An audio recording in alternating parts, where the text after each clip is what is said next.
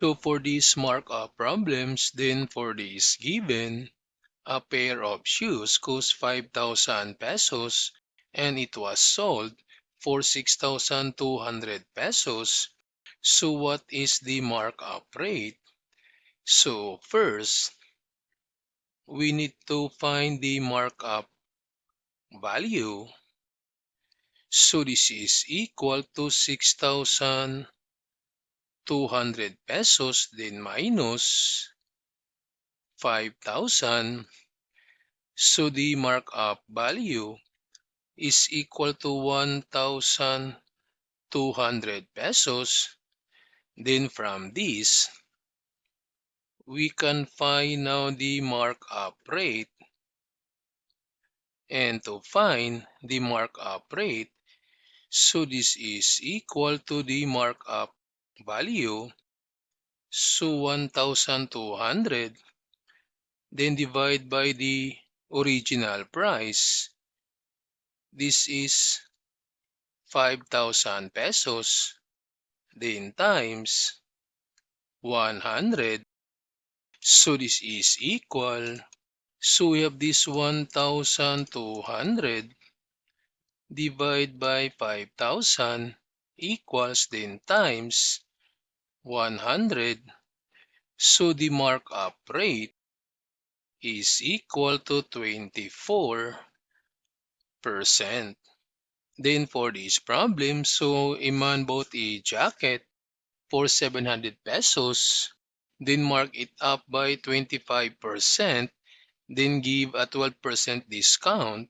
So what is the final selling price? So first, we need to solve for the markup value. So from the original price, this one is 700 pesos times the markup rate, that's 27% and 27 in decimal.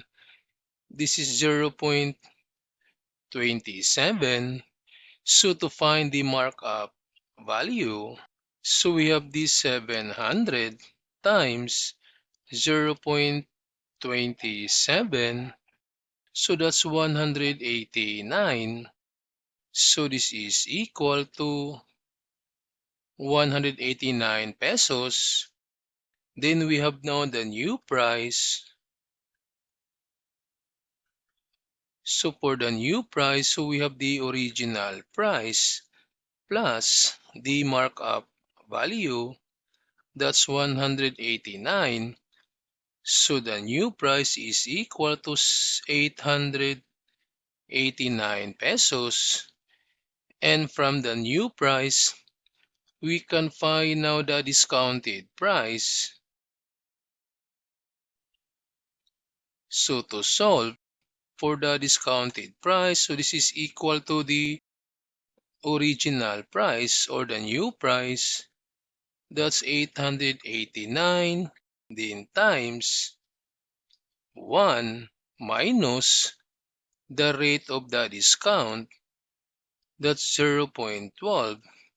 So therefore the discounted price equals 1 minus 0.12 equals then times this 889.